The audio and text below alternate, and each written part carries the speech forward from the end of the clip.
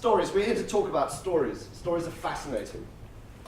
This is a very interesting experiment back from 1944. I don't know if any of you are familiar with this. Fritz Heider and Mariam Simmel did this rather fascinating animation. You can watch this on YouTube. And they asked people to describe what was happening in it. Have a look at it and see if you can work out, how would you describe what's happening in this? And of course, what happens is that people do not say, well, there seems to be a bunch of rectangles over there and a circle and a couple of triangles moving randomly around the screen. They say, well, that's the bully and that's beating up on that one and that's the husband who's trying to steal the wife. And they come up with these extraordinary stories. I show this to my son. My son's 10 years old. He says, well, that's a bully. That's a bully, and that's the teacher coming in to try and stop them. Everybody who sees this thing, by all means, you do the same thing. Projects onto it their own values, their own ideas, their own life experience, but with the utter compulsion, just from shapes moving around on a screen, to be able to create a story out of it. For me, I have a background in the direct action movement, and it's clear that this is an office occupation. There's the security guard moving down. What is interesting about these stories is not just that they're drawn from people's values, people's experience, but also they very often are drawn around stories of conflict. So just with something as random as this, we're getting a sense of what are the key components of what creates compelling stories for people. These stories, as Ed has already said, are absolutely what holds us together. They're fundamental to our operating. They're fundamental to the operating of our brain. I mean, since the ancient Greeks, we've known that there is a rational side to the brain, there's an emotional side to the brain. The benefits of neuroimaging, a whole string of experiments over the last 20 years, starting with the experiments of Seymour Epstein, actually tries to name these two systems. This suggests they're different hemispheres, but that's very misleading. They're actually interlocked within the structure of the brain. We have what Epstein would call the analytic side. That deals with numbers, data, symbols, and logic. That's good at evaluating risk. We need that part, and without that part, we cannot make functional decisions of strategy. However, the leading part of the brain, one which determines our actions, is driven by what Epstein would call the affective side. This is governed by proximity, here and now, our personal experience, what we've experienced in our lives, the social values, and above all, the messages and the signals we're receiving from our peers and the people around us. This is critically important to us. Metaphor, and above all, stories. So when we have an issue like climate change, we have a problem. Because climate change is built on scientific data and scientific evidence, which is coming in at this side.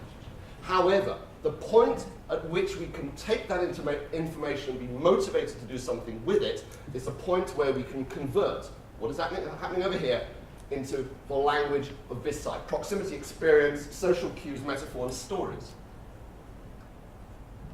We have another problem as well, which is that these different ways of thinking are expressed within cultures. They take a cultural form. The scientific culture very clearly expresses itself in this side.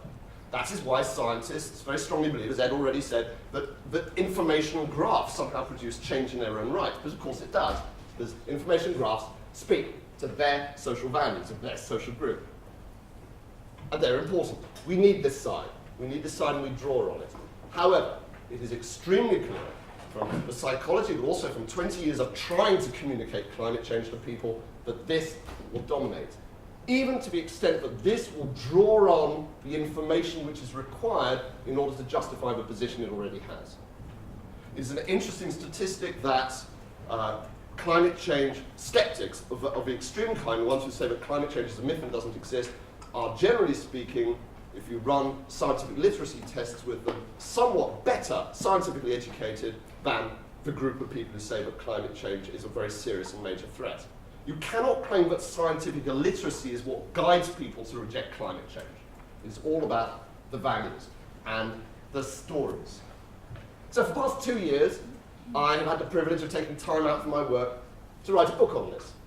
It's given me also the privilege to speak to some of the world experts in fields that are not about climate change. Very often the most interesting perspectives come from people who don't work on this issue, because the people who do are locked into the stories they're already telling themselves.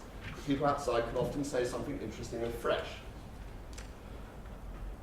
And one of the key conclusions is that climate change exists for us as these constructed narratives, these socially constructed narratives that are based on our values and our worldview. That is to say that it exists for us as social facts, not scientific facts. The social facts are, this is what my peers are saying, and this is what speaks to me, and this is who I am, and this is what's important to me in my worldview. Let's just look at this for a moment. This is how people talk about climate change. This is a group of documentary filmmakers who went out onto the streets of Dublin on the idea that a bar, they had this strange idea that bars were places where you speak in a friendly and open way, and they set up a bar stall in the street and they asked people to tell about climate change. Have a stand up. I am indeed, my friend. And I haven't believed that I know what it's about.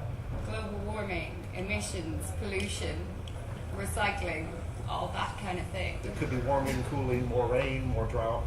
Floods, having a tan, penguins, and like melting icebergs. The first thing I think of is polar bears, and then after that I think that probably I should think about it more, but there's so much going on that I don't really think about it at all, to be honest. The end of the world. I think so, but then there's a lot of people who say that it's not real and that it's just made up. The lobby to try and tell us that there is no climate change is very powerful, and even though there's a lot of consensus, there's still social media saturated by people saying that it doesn't exist, and they have a lot more money than people who don't. There's too much money getting made. It's as simple as that, and you don't want, they're greedy. Oh, you don't want to lose that money. There's no doubt that 97% of the evidence out there is supported by scientists that this change is happening. Let's just hold it there. You're all communicators. So of course, when you're looking at that, you're seeing what I see. It's what I do. I do a lot of focus groups and life is an experiment, isn't it? Like you go off on I have a New Year's resolution that every day I'm going to talk about climate change with a total stranger. So I was sitting on the train here yesterday, these two ladies reading the Daily Mail, and they were saying, "Oh my word, it's very hot for this time of year, isn't it?" And I was saying, "You know what? I think that's climate change." They go, "Oh yes, my word, yes, so hot." And they just completely changed the subject. I'm going to come back to that point, by the way. But I think, well, at least, this is like, I'm injecting this virus in the public discourse. Put it out there. Now, what's interesting with these, of course, is that these are all stories. These are stories which are just out there, but are floating around like memes. What is also true is that we would all be able, if we didn't know what these people said, but we just had the transcript in front of us, we would be able to work out who was saying what. We can do that by virtue of the fact we look at them, we can tell the kind of people that they are. It is not surprising that the people who have a more fringe or anti-authoritarian look to them have the narratives that relate to the fact that it's all about power and money and it's about people corrupting it. It is no surprise that, that the party girl goes polar bears and a tan. It's no surprise, mind you, but the more serious older man says, well, after all, 97% of the world's scientists, that sounds like a fact, but it is not a fact. It is another narrative, supposedly based on fact, but let's face it, he doesn't know that, he's picked that up. So every single one of these storylines have been picked up from somewhere. They've been socially conveyed. So that process of conveyance is extremely important. But for me, the most interesting parts of that are, first of all, the one where there's that strange pause with the two people and they go, "The end of the world?" And they laugh in this. I've watched this now a dozen times. And I'm always thinking, what is that? Is that some kind of embarrassment? Irony? The layers of stuff on this. Or the two women at the beginning, she says, climate change, recycling. When she does this kind of like wink, she goes, that kind of thing. As if she's sending herself up. She's aware of it, but there's an irony attached. This is how complex climate change communication is. These various narratives and ways of talking are in constant competition.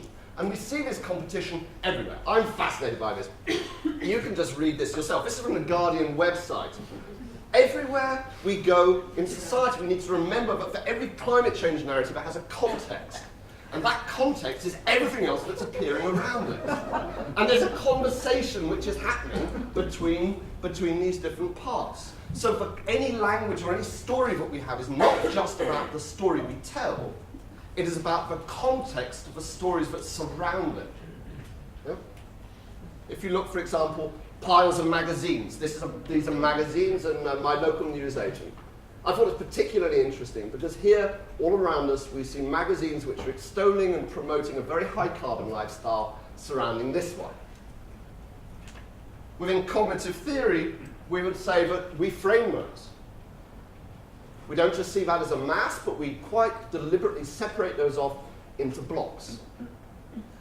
The human brain has immense capacities for attention. For a long time, psychology is most interested in the process of attention. What are the things which make us notice things? For the last 10 years especially, there's been a lot of research. It's now actually one of the leading frontiers of research into the process of disattention. How is it that we do not pay attention to things? And if you think about it, this has to be the dominant process, because it would not be possible for us to survive in the wider world out there unless we have remarkable skills to not notice things. If you just think, I have the capacity in this room to, well, I can't right now because I've got the light glaring in my eyes, but I have the capacity to scan the faces of everyone here in this room. And if my old girlfriend who I hadn't seen for 20 years was at the back of the room, ping, I'd see her. That's an extraordinary skill, that I can disregard the amount of information from every face in the room, but scan sufficiently to notice one person in that room. We can do that. And the reason we can do that is because everything else we just disregard. We throw it away. So we see the context like that. We can actively disregard that. We can say, where's the magazine on climate change? Oh, it's there. We can see it's there, but the vast majority of people disregard it. Just say disregard a huge amount of information coming in the whole time around this. Similarly, I might be more inclined to disregard motorsport. Actually, to be honest, I wouldn't. This is probably the one I go, I don't want to look at that. That'd be a little warning, so you should be doing some work, not wandering around newsagents. This capacity to attend and disattend is extremely important. You'll notice one of the people who was speaking on there, I thought actually said the most honest and interesting thing, which is she said, to be honest, I don't really think about it at all. And I want to flag up for you this, that first of all I've said that stories have a context of the other stories around them which are not related, and that there's a conversation happening between them. But there is another story, which is the non-story.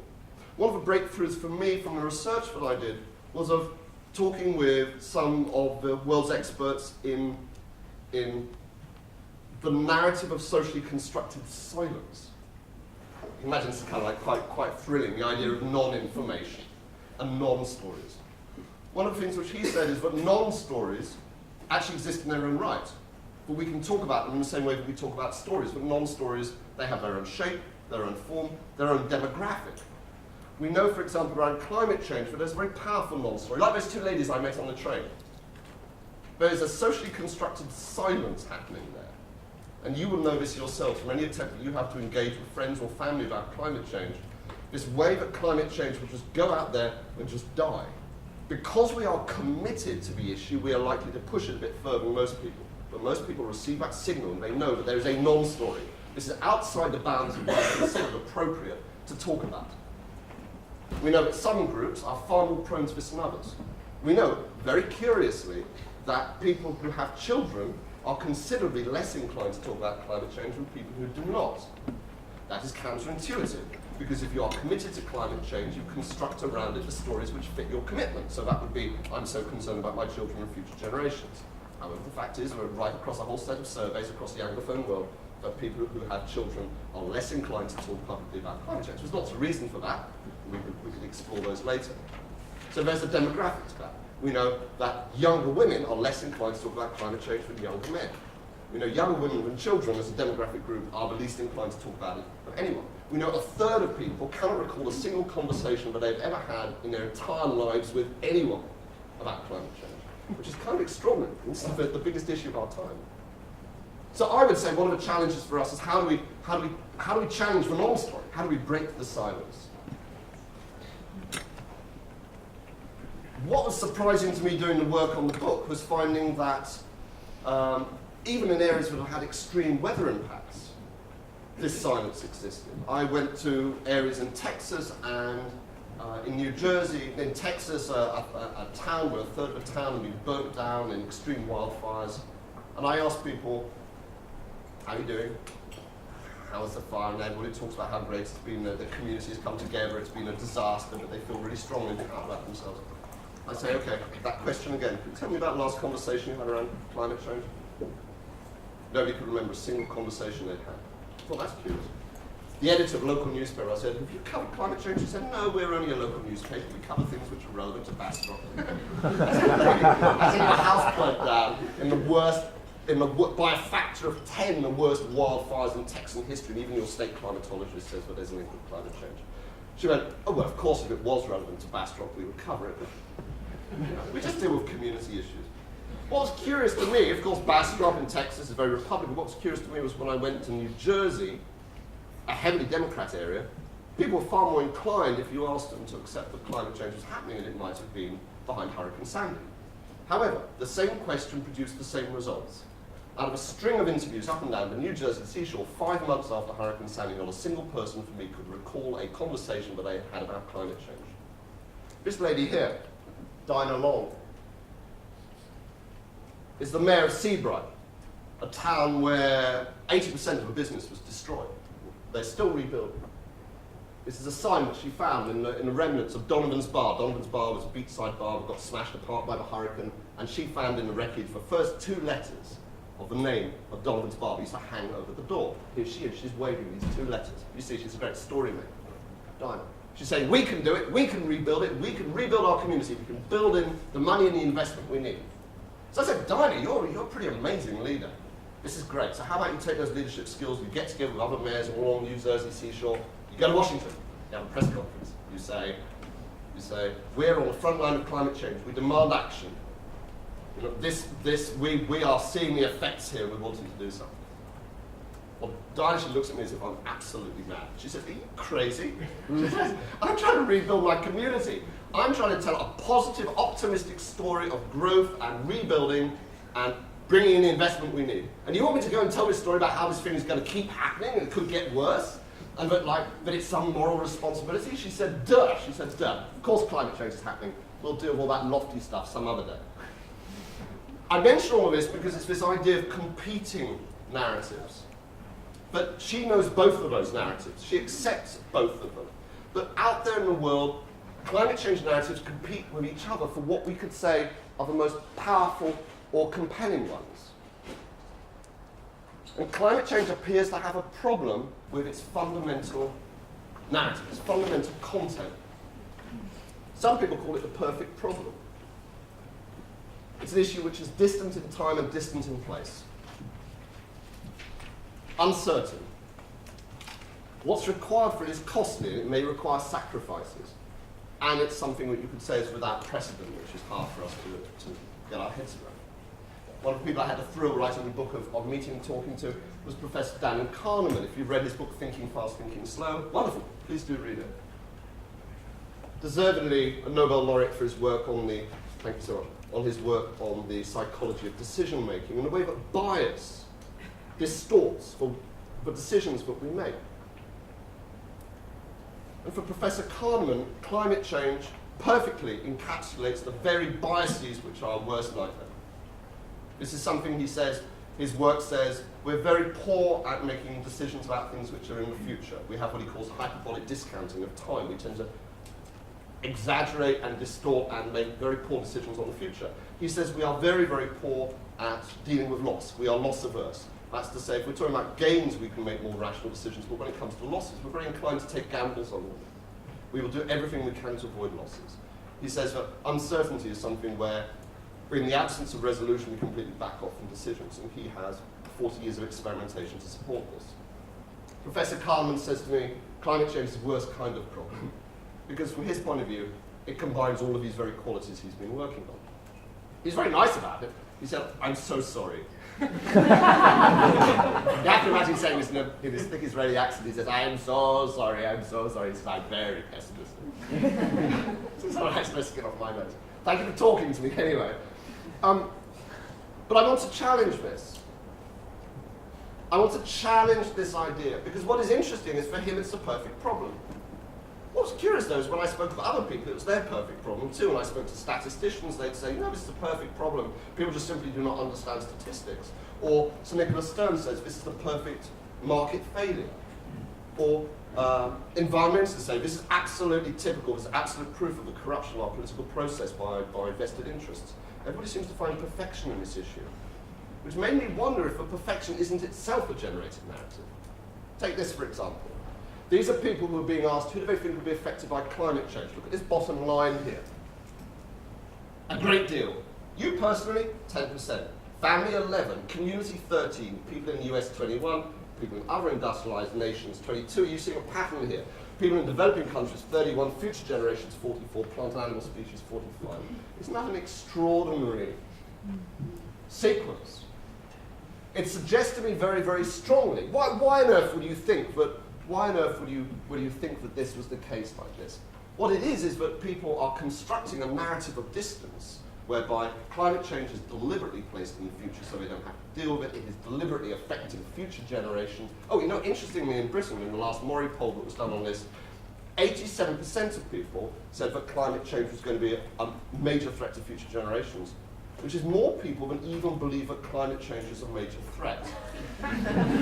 There are people out there who are prepared to accept it's a major threat if it affects future generations. So I'd suggest a lot of these things that Professor Kahneman and we would in our own work say are obstacles with climate change are to some extent constructed obstacles. I think this is suitable for this time of year. I mean, climate change is an issue of what I would call extreme multivalence. It is something which gets poured into a kind of jelly mold of our own values and our own perspectives and is shaped by them and distorted by them. In other words, we create the narrative around what we might wish to see. We know it's challenging. We know also our responses are driven by anxiety and our defense to that anxiety. So we take from it, this jelly mold issue, we take from it and we shape it.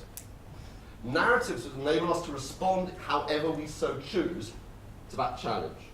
To ignore it, for socially constructed silence. To reject it, for political aversion, I'll talk about in a minute. Or we shape the issue in our own image. You know, at the beginning of this, when we were looking at the Haida animation, I pointed out to you that it was narratives of conflict which so powerfully dominated. And I also said earlier that there are competing narratives. So we have an issue with climate change that it is very, very drawn as an issue to narratives based on conflict. Because the most compelling stories are those of enemies with an intention to cause harm. This again is, as you can imagine, wired into that affective reasoning of us. We need to defend ourselves against harm, and so we're extremely alert to it. And as a kind of thought experiment, I sometimes suggest, what? This seems to be a Am I doing something wrong? What happened to us?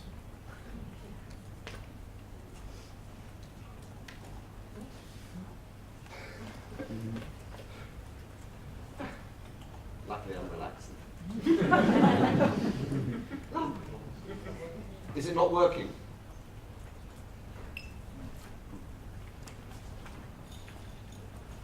As a thought, whilst we try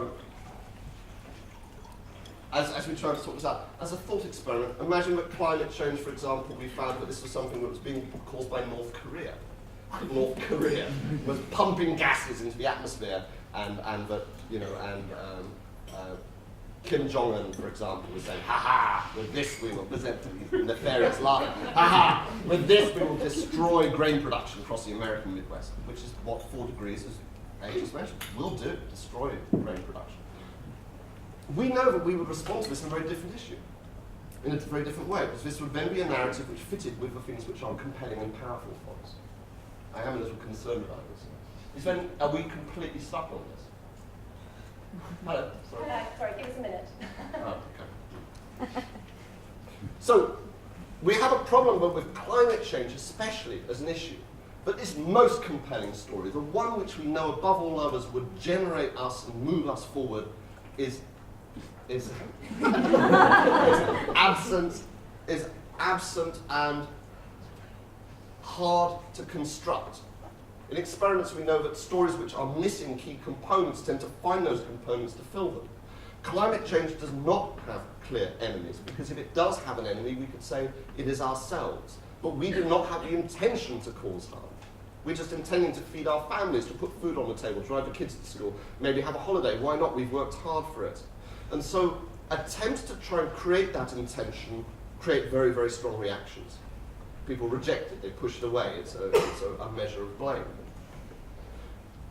This then makes it very hard for us to tell the climate change story in a way which is realistic. And our natural instinct in this world, as I said, of competing narratives, because remember, all that we can do as communicators is put narratives out there. We can't decide which ones stick. But the narratives which tend to float to the surface are narratives of conflict. Okay, aha, we seem to have something going on here. Let me see if we can get through that. Ah, there's North Korea. And there you can see North Korea pumping gases into the atmosphere. Because really, in a way, climate change is sometimes called the elephant in the room. The problem is it's the elephant we're all inside. We all have a degree of moral culpability for us. It is very hard to see something when you're inside it. That means this is a narrative in search of an enemy.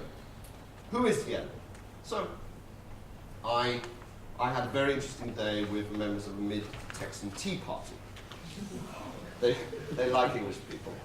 And I presented actually, this is my hostess, this is a lovely lady. I presented her with a box of tea. I said, every July the 4th, please, have a cup of tea in my honour. Remember who should have won the war. This is Deborah with her gun. She ran for the Texan gubernatorial, for the governorship of Texas. And this was her campaign photo. I asked about the gun, and Deborah said, sure, I can't do a Texan accent. She said, sure, I always have a gun. I keep it down the side of my seat. I said, what for, Deborah? What are you going to do this week? She said, well, you never know when you might need it, George. So there I am, standing in front of the most armed people I've ever encountered in my life, asking them what is the issue of climate change, and lo and behold, they have an enemy, and lo and behold, the enemy is me. Liberal environmentalists, as Deborah would say, liberals who have invented climate change to increase the size of governments and their control and destroy our freedoms. This view is very widely held by conservatives, including very widely held by conservatives in Britain too. Maybe not in this exact form. But what is interesting here is this is a narrative which has problems finding intention and finding the kind of connection of this person intends harm to this person, so it tends to suck it in. I should say that the other side, this of course is familiar, yes, before you think this is ridiculous. In America, of course, just read the Daily Express. This stuff has been pumped out into the public realm in a way that we could just dream about having this kind of access to the stories we might want to tell. But campaigners do this the whole time as well. My own colleagues in the environmental movement are obsessed with trying to create climate enemies and exaggerate and distort the issue in order to make them so. I'm not saying that all companies aren't fully culpable, or Rupert Murdoch, or any of this stuff, but we are playing this hero and enemy game as well in order to try and mobilize people. We're all doing it. We know that these are compelling narratives and we need them for social movements. Of course, when we do that, we're playing a narratives game. What worries me is that these enemy narratives can take over the whole thing. We're putting in line right now, we're putting in place the infrastructure, the tram lines of future thought. And if we build that around enemy narratives, we're building future ways of thinking around climate change that will be based around enemies. This is the walls of a Greenpeace toilet. I don't want you to think I spend a lot of my time hanging around the toilets in Greenpeace, but I couldn't help but notice this is where they kept their stickers. And this is like this is a great wall of environmental narrative. Stop, protect, ban, no. I think we failed to fully appreciate how much the existing stories we tell about climate change have been shaped by the culture of my own movement, by the culture of environmentalism. I mean, I don't even need to say more than just polar bears? What? I mean, the iconic symbol of climate change is something which is so far away and so outside people's normal experience and values that I always say to people, you're far more likely to have seen an environmental activist in a polar bear suit than to actually really seen a polar bear in the wild. Let's face it, it's true. Well, especially the kind of people I normally get to talk to. Then probably actually you're more likely to have been in a polar bear outfit. So we need to find new ways of talking, recognizing that many of the ways we do talk have been shaped by the values and the attitudes of the social movements which have generated that story. I think what's so interesting about climate change is that just as there is a non-narrative, what isn't saying, there are vast numbers of non-narratives that have simply not been floated to the surface because we have not managed to energize the people who might tell them. stories. Well, Ed was touching on this already. Like our immense capacity for empathy and cooperation. The idea of an immortality project. Okay, that's just code. But the idea of like, what are we doing? What lives beyond us in this world? What is really important to us? Positive visions, of course. Ways that action on climate change or believing in climate change reinforces our sense of who we are. If there's an enemy, maybe the enemy is just ourselves. Maybe the enemy isn't an external enemy, those guys over there, North Korea or the liberals or the oil companies. Maybe it's us. Maybe this is a test. Maybe this is a struggle. Maybe this is our progress as a human race. A transition, a rite of passage, a coming of age. I see very few of these stories. A very interesting campaign being run by environmental organisations at the moment that my own organisation, Climate Outreach Information Network, was working with and helped to test is this idea for the love of. But people could talk about climate change in terms of how it will affect them. Loving things is a shared and common value. We all love things. What's lovely about this is that this is a diversity of things we love.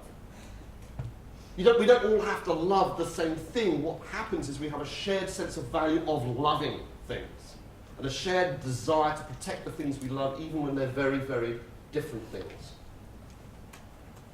We did a 2-year program with the Welsh Government asking the question for them, are there values which reach over all of the boundaries and divides of political and economic inequalities of Wales which have a common sense of value? And our research started not with talking to people about climate change, but talking to people about who they were, what's their identity, what makes you proud of who you are. And can we construct, rather than having a sense of how do we squeeze this information down into a way that makes sense of people's values, rather, how do we take the values, build them up to meet the information that they need to hold? This is, I have to say, exactly what people who are professional climate change deniers, and I've met most of them, that they do. They take the values of their audience, especially conservative audiences, and they build up storylines to match, very freely cherry-picking the information they need. This is the state of Wisconsin. I especially like this because we must remember that the key social cue that people receive is the messenger. Do you trust the messenger or the person who's telling you? The state of Wisconsin did this great thing where they just got different people talking in their own words about climate change. There's far too little of this. Because what is powerful there is, again, it's a bit like for the love of. What's powerful there is you don't have to agree with them. You can see they're speaking from their heart, from their own values. This guy who's just been working on the Great Lakes as a captain of a ship. This guy who's just living in a poor neighborhood in Milwaukee. These people telling different stories. So whilst we have a commonality of shared values, I think we tend to underestimate, thank you, the need to have individual people in different groups speaking very strongly to the values of their group. The big group, the one which is for myself and increasingly for my organisation a priority, are people of centre-right politics, of conservatives.